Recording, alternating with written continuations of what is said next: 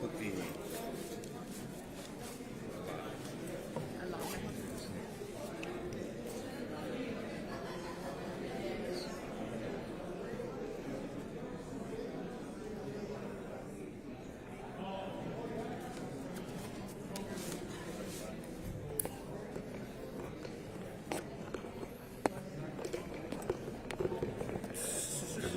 ¿Cómo estás?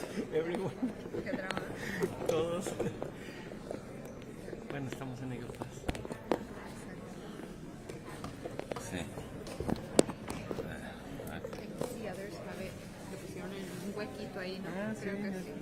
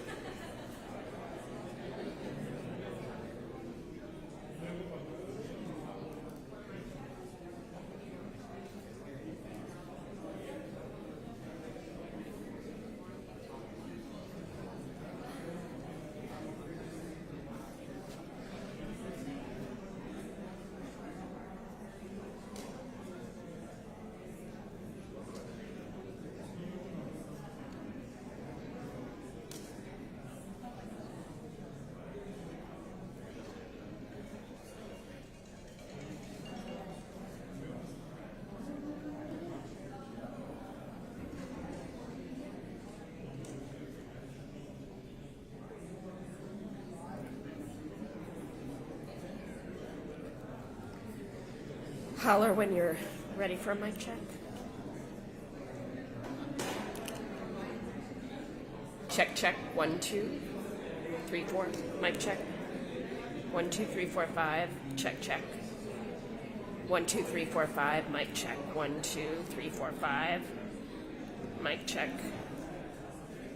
1, 2, 3, 4, 5.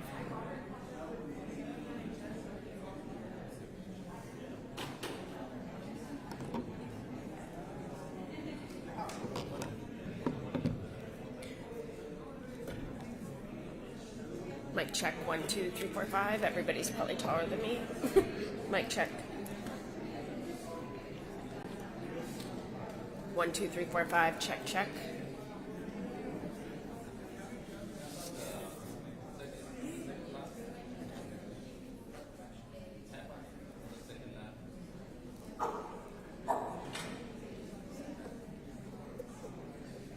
The second one, oh no, the one without a mic. That one has a windscreen. That's the third one. No.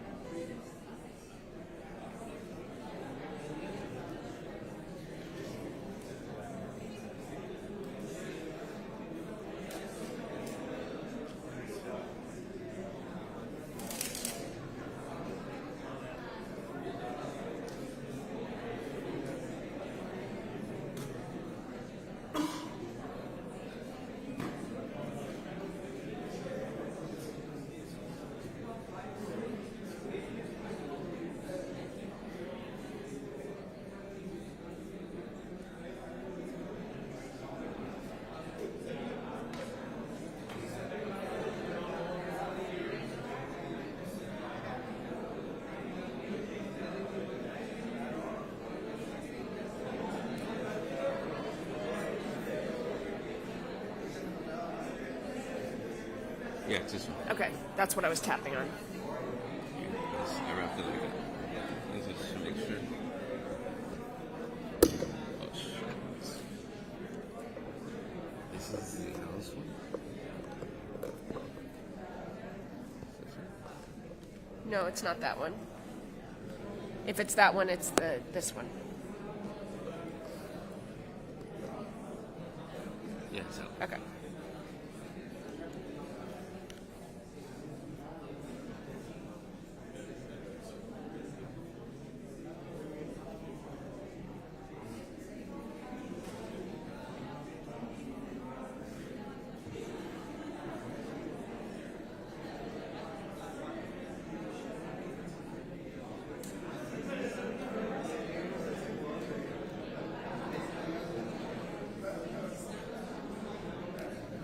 I'm tapping it. Mic check, 1, 2, 3, 4, 5, check, check.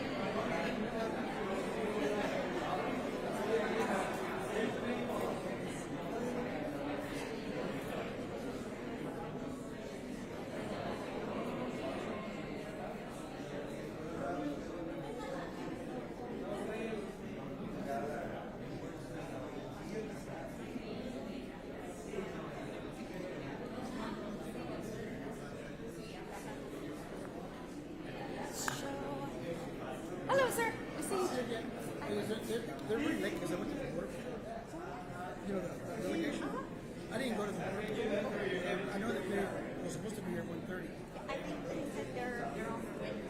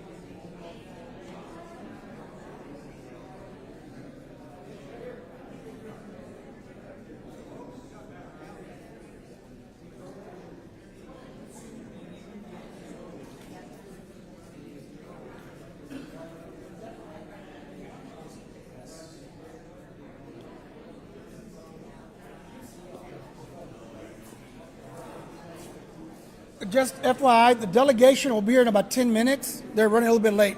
10 minutes.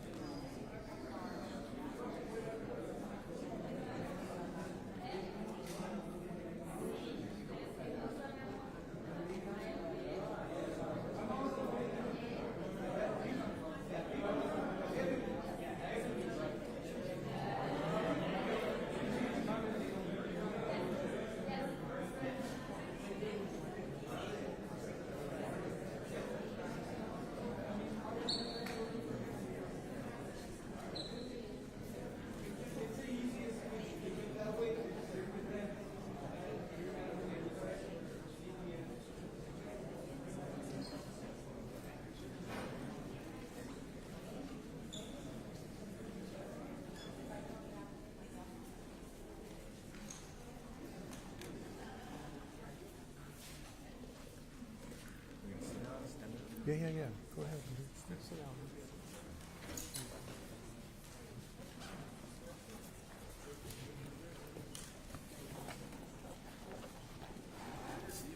Please.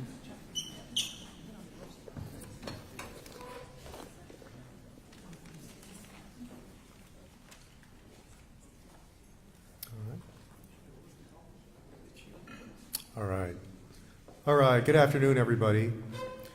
I'm Joaquin Castro, and I'm very proud to represent my hometown of San Antonio, Texas, in the United States House of Representatives.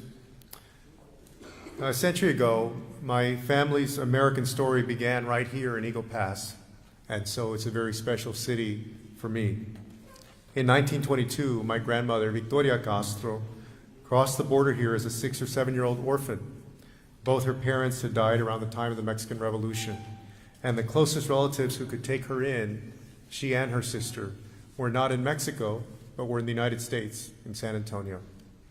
And at that time, over 100 years ago now, when my grandmother came into Eagle Pass, the documents that allowed her to come into the country, there was a question on the document that asked purpose for visit, and the relatives who were taking her to San Antonio wrote on that line, to live, that she was coming to live.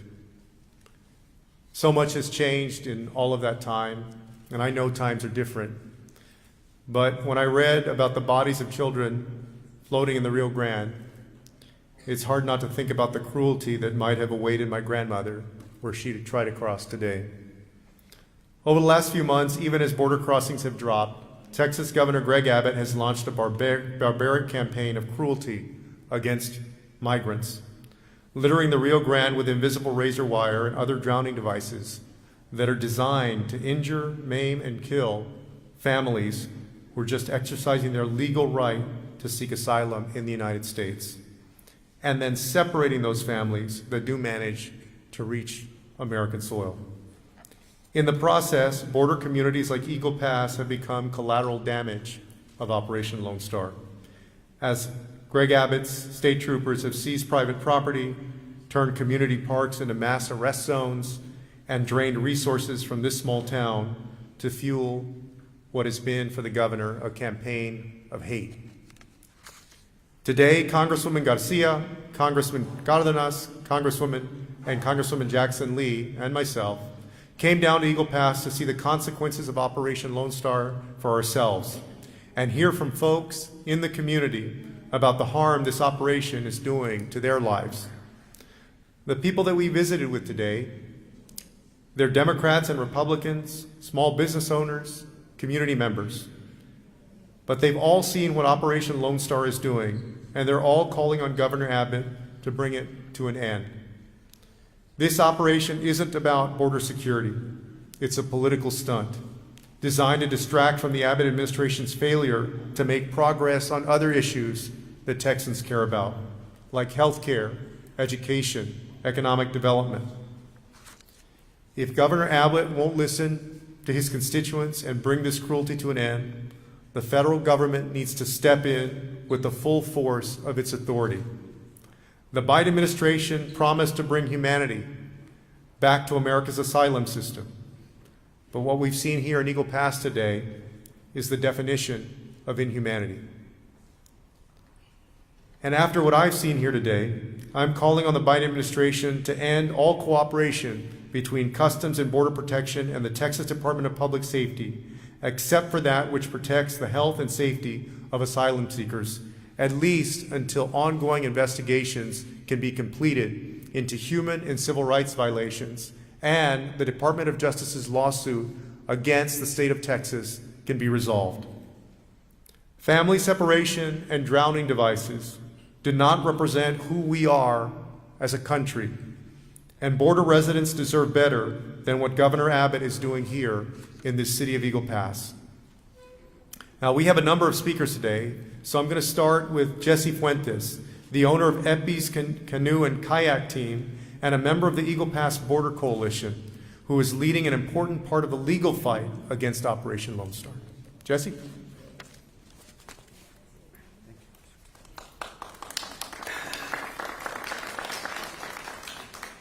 Thank you, everyone in attendance today.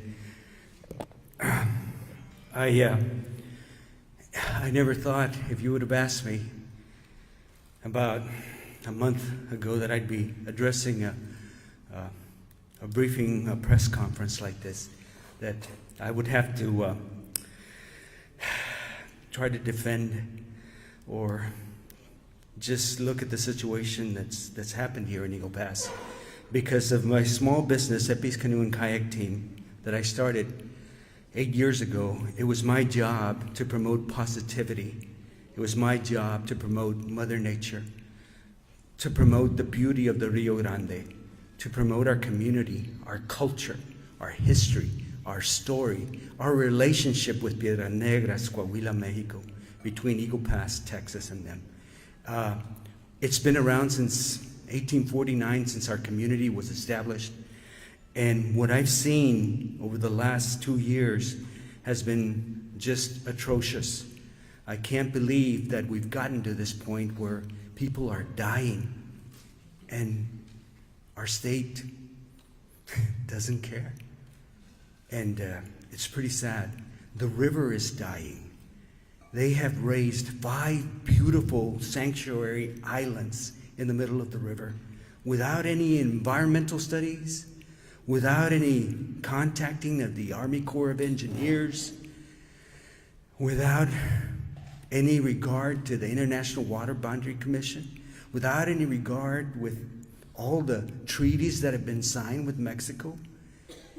This is our governor that's doing this to our community. Did we ask for this? No, we didn't. Can we put a stop to him? No, we can't. Why?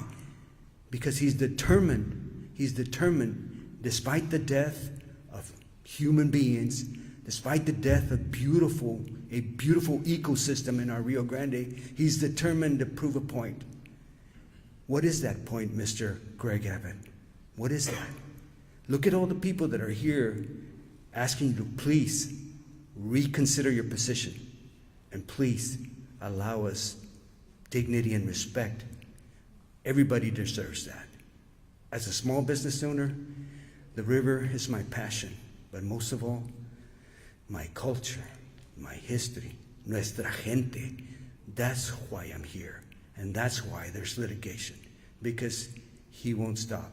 But I'm here, and I'm glad that everybody behind me is also supporting that. We need to change. We need to approach this in a better manner. We need to come together as human beings and solve this issue. I love my river, and I hate to see what is happening to it. It's affecting my business, but most of all, it's affecting my heart. It's affecting my heart because I've been there. I've took some journalists out on the river, and they saw it for themselves. There's no militia, there's no armed people coming over. It's just families, innocent people that need help, and they can't get to our soil in Texas because they're pushed back, or there's tons of concertina wire, and it's ugly. And I hope and I pray that there is some resolution to this, because our community is caught in the middle, and we should be able to resolve this, because it's not just about the river, it's also about humanity. And that's all I can say, and I thank you all for being here.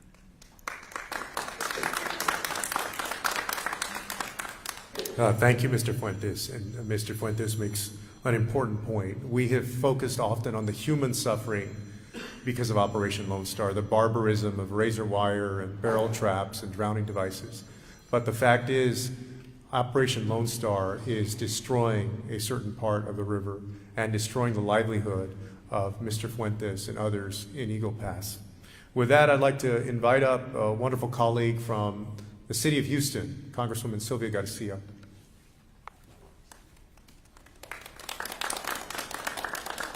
Thank you, Congressman, and thank you for leading us in this delegation to come visit the area. And thank you to all our community members who have been here telling us their stories, telling us of what they've confronted, and telling us about the impact it has had on them and the families in this area. I'm telling you, I've got a heavy heart. I have never seen anything like this in our own country. These are things, the razor wire, the boys with, between those big orange things that help it float, the chainsaw that could hurt someone, to see all these barriers that are set. I mean, it almost looks like they're trying to trap wild hogs or something. I mean, we're talking about people. The cruelty of the barriers in the wire that are out there is just so graphic that this morning I was brought to tears. It's just horrible to see someone treat people this way. These are human beings. I was raised early on that we're all children of God, that we should all be respected, that we should always welcome the stranger. That's what my Catholic upbringing brought to me. And to see this inhumanity just really breaks my heart. And to see that it's being done for, frankly, no other reason than political plays. Because the federal government is doing something about immigration. You've heard earlier said crossings are down by more than half. The Biden-Harris administration has put so many more resources to give Senator Mayorkas the tools that he needs. This crisis is a crisis of making of Greg Abbott because it meets his political ends. And if you look at what he's done, he has basically taken property from those ranchers and done with it what he wants. He has put sand on the gate so they can't even access their own banks. He has gone and taken over a public park, convinced the mayor to make it private. Now it's back to public. He's done nothing but trample over people's property rights, civil rights, human rights. So talk about illegal and unlawful. To me, that's what Greg Abbott is doing. So I am just really disheartened, and I join the congressman in asking the president and the Justice Department to move swiftly on their investigation, to fast track the litigation. We cannot wait for a 3 to 5 year court battle while people's lives are being lost in this river. And I know that we will be working hard too to make sure that those human rights violations are looked at. Because again, it's happening just across the way. It's not in some foreign country. This is in our own back door. We need to do something about it. And I know that all of us will continue to work. I am the sponsor of the Dream and Promise Act. Veronica Escobar and others are have another bill to address immigration issues. Linda Sanchez from California. We do have bills in place. We will continue to work so that we can make sure that it all works together. But we must stop this inhumane, cruel activity at this border. It's senseless. It's godless. Thank you. Thank you, Congressman Garcia. Next, I'd like to invite Doug Keller, who's with the Lubbock Private Defender's Office. Thank you, Congressman. My name is Doug Keller. I'm the legal director at the Lubbock Private Defender's Office. We are the indigent defense hub for Operation Lone Star. I wanted to focus my comments on what's happening here in Maverick County. Over the past 2 months, we've seen over 500 individuals arrested in Shelby Park based on the mayor's now rescinded affidavit purporting to declare a private or public park is actually private property for purposes of the trespass statute. Hundreds of people still remain in custody of those 500 today. And with this huge influx of cases, we've also seen a shift in Texas law enforcement's decision about separating families. Previously, when an individual was arrested as part of Operation Lone Star, if they were a family unit, they were all sent together to immigration. This ensured the integrity of the family unit and that the wife and the children and the husband could all stay together. Starting with the arrest in Shelby Park, we started seeing Texas DPS separating the husband from the wife and children. The wife and children will be sent to immigration custody to be processed out. The men and only the men were being arrested. As a practical matter, this means that the wife and children's immigration case is on a different track than the husband's case. And so as a consequence, we're seeing situations in which the men are deported without any access at all to their wife or children. We've heard horrifying stories from clients who have pregnant wives who have no idea where their wife is. We've heard horrifying stories from clients who have young children who have no idea where they are.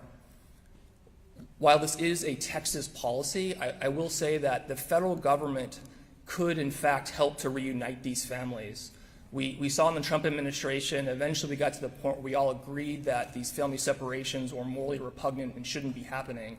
And I would certainly call on the Biden administration to fulfill its moral obligation to these individuals and make efforts to reunite these families and reunite these children with their fathers. Thank you.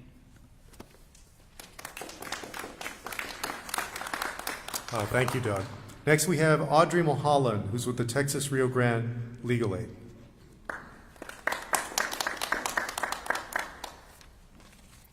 Thank you, Congressman Castro. As Congressman Castro mentioned, I work with Texas Rio Grande Legal Aid, who has been appointed as defense counsel on thousands of these Operation Lone Star cases. And I would like us to take a step back and remember that Operation Lone Star has been occurring since March 2021 for over 2 years. Since its inception, Operation Lone Star, or OLS, has created a separate and entirely unequal criminal justice system, targeting vulnerable men, women, and now families seeking asylum, opportunity, and family reunification at the U.S.-Mexico border. The individuals arrested under Operation Lone Star continue to be detained in remote prisons, haphazardly converted into pretrial jails, where our clients face a false choice: either to wait months in jail under harsh conditions to defend against baseless misdemeanor charges our clients are factually innocent of, or to accept immediate plea offers of time served to leave as soon as possible and add to the Operation Lone Star conviction numbers. Operation Lone Star has only continued to expand, as criminal trespass arrests have now taken place on public property and federal property along the riverbanks. Buoys have been intentionally placed in the Rio Grande River, forcing asylum seekers to more dangerous crossings, while sharp concertina wire has been installed along the riverbanks, preventing individuals and families from seeking immigration officials to present themselves to, and instead funneling them towards a criminal trespass arrest. And now families are being separated as partners and children watch their fathers be arrested and taken away, unsure if they will ever be reunited. It is undeniable that Operation Lone Star is the state of Texas's attempt to enforce federal immigration law by way of threats, life-threatening obstacles, and cruel separation tactics. Thank you.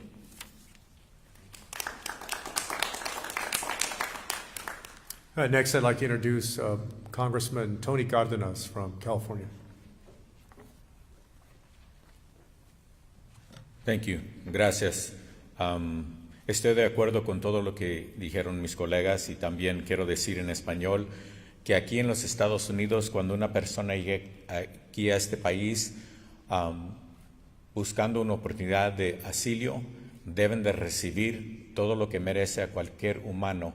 Y ahorita en este momento el gobernador Abbott está haciendo todo lo que puede para que las personas no puedan recibir ese proceso en una manera honesta y una manera que no es cruel.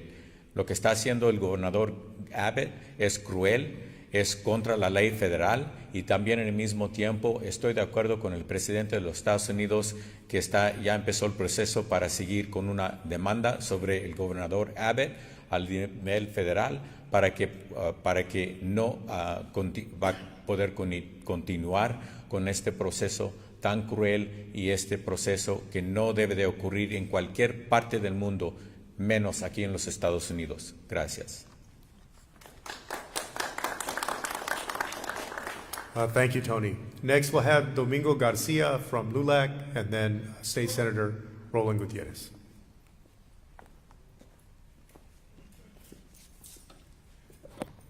Governor Abbott, you need to tear down those barbed razor wire walls. Governor Abbott, you need to take down those bayous that are death traps on the Rio Grande. Governor Abbott, you need to take down those rail cars that are dividing Piedras Negras from Eagle Pass and not allowing people to enjoy the kayaking, the hiking, and the swimming. What you are doing is unchristian, un-Texan, and un-American. The Statue of Liberty would be weeping, if it could, when they see how you're treating Christian refugees who are seeking only asylum in a country they believe stands for democracy and values, Christian values. So we're hoping that today, that this congressional delegation will send a message to Washington that barbed wire, troops, including, I saw a bunch of them from Florida today, and wasted taxpayer dollars from Florida and Texas, is not going to solve the immigration issue.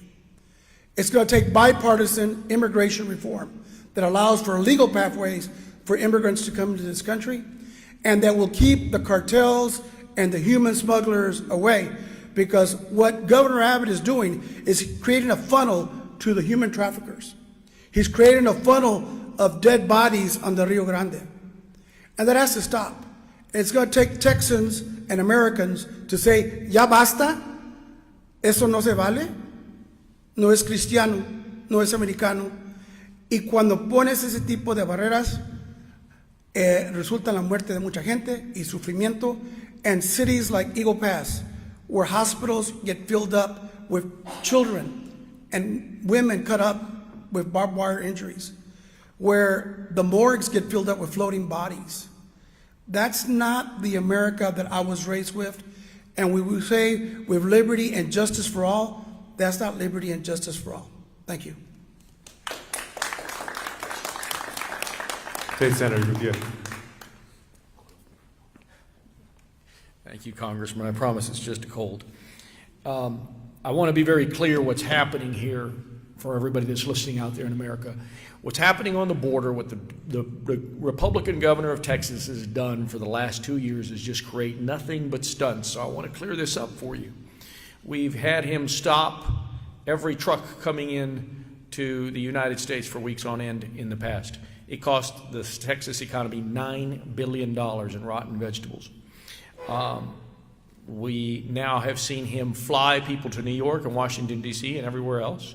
These are people that are weeks away, processed immigrants that are weeks away from getting a work permit as asylees. And so we want to be very clear of that. He has housed people for well over a year for a trumped-up charge of criminal trespass, where every Texan would spend 2 to 3 days in jail. These people have been in jail for over a year because of this sadistic SOB. Let's be really clear. And now what he's done today, over the last 2 months, since the Biden administration re-implemented Title VIII, which is a law enforcement protocol that every Republican fought, not just publicly, but in the court system, we have now seen a 70% reduction in crossings. That's a real fact. And what did this governor do? He brought his buoys down, he brought more razor wire down, and he put it down there because he wants America to see a country and a border in chaos. This border is not in chaos. These communities live and thrive and work every day, but now, unfortunately, they have Greg Abbott's helicopters circling around. Let's be very clear. I also want to thank this Congressman Joaquin Castro for his leadership today. Congressman Cardenas, Congresswoman Garcia, and Jackson Lee that came here because they wanted to know the truth. And when Congressman Castro pressed the DPS representative, the spokesman, whether they were investigating the whistleblower, that guy said, "Oh yeah, it's forthcoming." Steve McCraw has called this an audit. Today we find out that it might be an investigation and we're not sure. But we have had zero accountability from Steve McCraw and Greg Abbott on Uvalde. And I don't expect we're going to have any accountability on what is happening today. And so for every American that's out there listening that wants to think that we need to be tougher on this issue, these Congress people, they're in there every day with good ideas that Republicans don't want to move forward. They simply don't want to move forward on this. And every day, right now, we have state police that have committed crimes on the border, pushing kids back into the water. Women and children have died. Muchas gracias a todos por su apoyo. Aquí estamos, estos congresistas vinieron aquí para luchar por los derechos humanos de personas que buscan un sueño americano. Y lo que ha sucedido hoy en estos meses, en estos días aquí en la frontera, es imperdonable y está bajo la dirección específica de este gobernador. Las muertes que han sucedido, la madre que murió con sus 2 hijos, está en las manos de este gobernador. No vamos a olvidar lo que ha sucedido aquí. Estas no son estrategias de inmigración, son estrategias de tortura. Muchas gracias, congresista. Thank you very much, Congressman, for your leadership.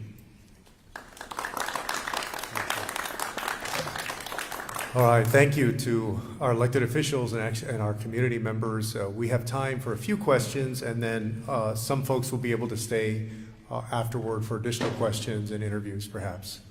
With that, we'll open it up for some questions. Please, before you ask a question, please identify which press outlet you're with. Yep. So you brought him.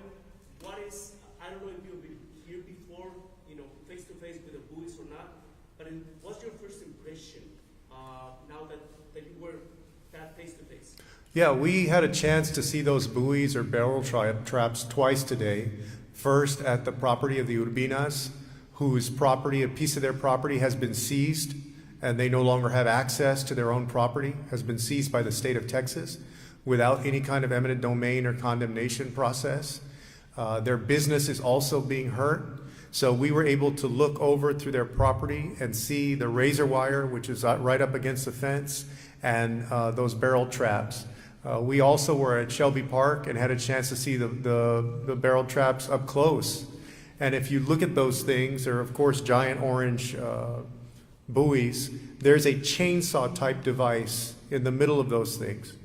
So it's a very barbaric, when you go up there, those of you that have been right up to the fence line, you can see people's clothing that is still stuck to the wire of when people got stuck on the wire. We've heard today from community members who have said that they have witnessed the Texas National Guard refusing to help even families with young children who are caught in that wire, or who are about to get caught in the wire. And so it confirmed that these are barbaric practices. I have a concern today. We had a chance to meet, in addition to visiting the Urbina's property, we had a chance to meet with community stakeholders and also with the Department of Public Safety and CBP. I am concerned now that the state of Texas has forced CBP out of that area around the Urbina property.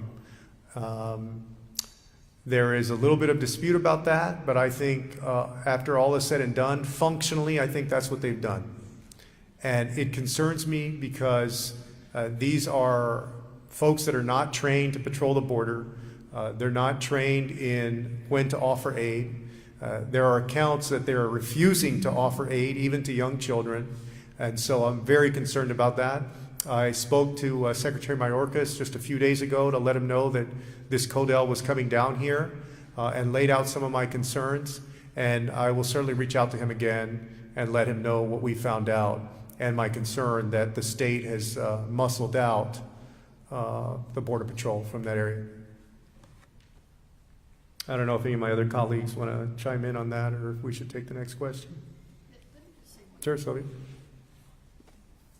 I just want to underscore the point that the congressman made about the boys, only because when we asked the DPS official about the risk that people were taking and how it was going to hurt people, and we talked about the razor wire, and then they said, oh, but the boys, oh no, they're just floating. There's nothing there that could put them at risk, nothing. And then we went to see one up close and personal, and like he said, it's, I wish I had the picture with me. They're about, it's really big about this. It's like a huge, the saw part of a huge chainsaw. That could really hurt people. And I could not believe the words kept going from the DPS trooper just a few minutes before when he said, oh, there's nothing on the buoy, they just sit there and float. Well, they can do more than just sit there and float. They're hurting people. They're putting them at risk. Congressman Castro. Thank you. Yes. John Salazar, Inspector News of Boston. The CBP One app only works for asylum seekers and migrants in the northern part of Mexico, from what we're hearing from, the migrants there.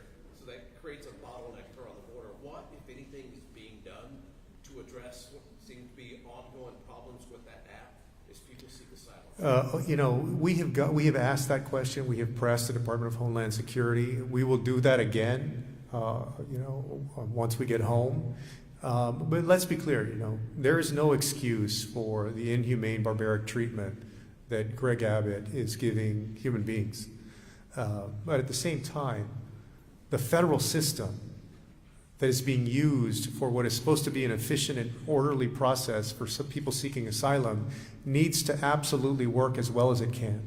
And it needs to handle as much capacity as is necessary to do the job. So, if any problem that it's having, if it's not handling to capacity, then it needs to be fixed and it needs to be improved. Have you reached out to the governor's office on this issue? If so, what feedback have they given you in regards to the buoys and the wire in the river? Because it's a mess down there. Well, we met with the DPS today. We had about 4 officers, including their spokesperson, with us. They gave us a presentation, and we had a chance to talk to them about our concerns. And we told them, hey, we agree that the app ought to work as well as it possibly could. Nobody sitting here is for any kind of broken anything, right? But if you know that there are going to be a certain number of desperate people who are going to try to swim across the river because they are desperate and they've gotten they can't wait any longer, whatever it may be, then the question becomes, how do you treat them? Do you treat them as human beings or do you treat them as animals? Because right now, Greg Abbott is treating these people like animals. So again, we'll work on all those issues. Yes. I'll go to yes. Regarding the latest policies that Texas DPS has been using on the border, the separation of families, and also the whistleblower that talked about the orders that they were given to which migrants have. Did you get clarity from Texas DPS? Are they still using these policies? Are they going to stop? Did they provide some clarity for you? As far as we can tell, they're still using those policies. And it looks like this is Greg Abbott's number one boogeyman, is the border and migrants. And what he likes to do is to scare Texans that there's a bunch of people coming across the river that are coming here to harm you. That's his play every time. And it's a substitute for taking on the real issues that make a difference in people's lives. Fixing the education system, which ranks poorly compared to other states, in large part because of Greg Abbott. We have the highest percentage of people in this state and the whole country that have no health care coverage at all. People are suffering with no health care coverage. Greg Abbott makes the situation worse. This is a way for him to win over his primary base, and I think he's going to continue to do these things until the Department of Justice and a court of law force him to stop. And so I think that's where we are right now. And it's clear that not only are they violating human rights, they've been violating civil rights for quite a while by arresting people. And a few of the folks mentioned this. For 2 years now, Operation Lone Star has been arresting people on Class B misdemeanors. If you're charged with a Class B misdemeanor somewhere in the state of Texas, San Antonio, Fort Worth, Houston, Del Rio, wherever, you are brought in and you may be taken in for a day, you post bond, you'll come back to court, and almost everybody who gets charged with a Class B misdemeanor will get probation, or they'll be let off with a fine.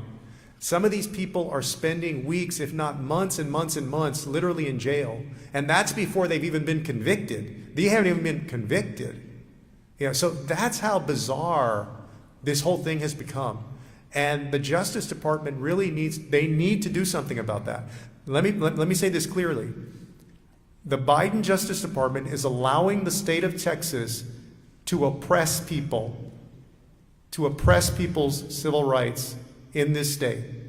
There's no reason why the Justice Department should not have intervened by now on a state that is keeping people in jail for 6 months without being convicted on a Class B misdemeanor. Innovation Network, Marlene Guzman. Yeah, I got Jeremy, and then we'll go here. Jeremy Ross with the Houston Chronicle.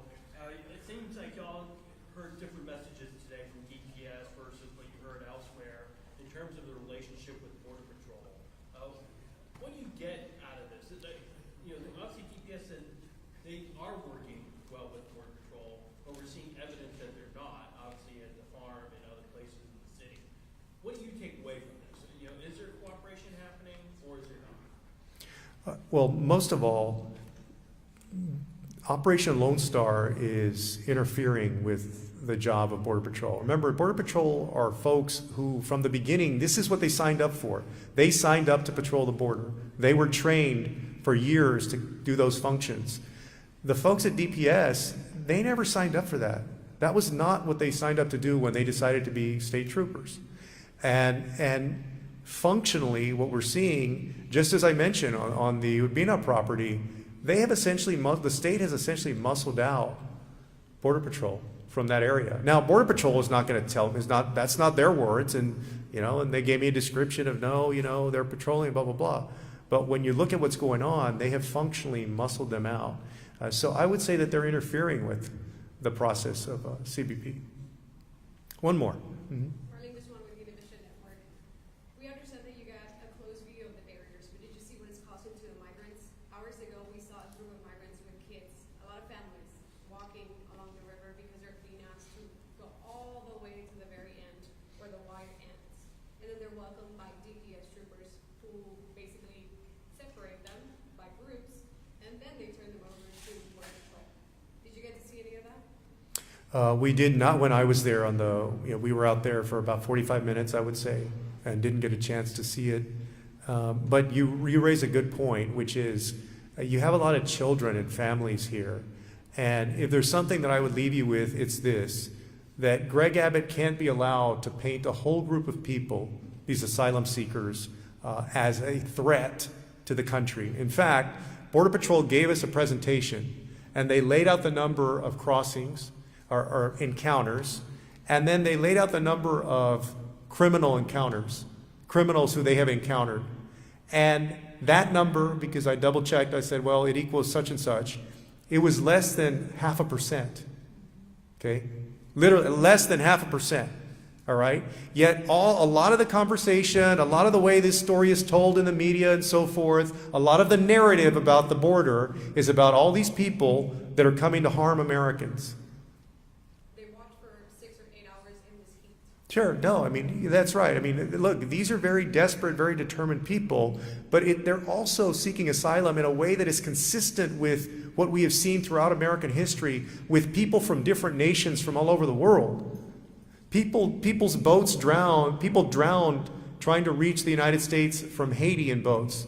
They drowned trying to reach the United States from Cuba in boats, fleeing communism. So we've seen this throughout American history. All right, y'all. Thank y'all.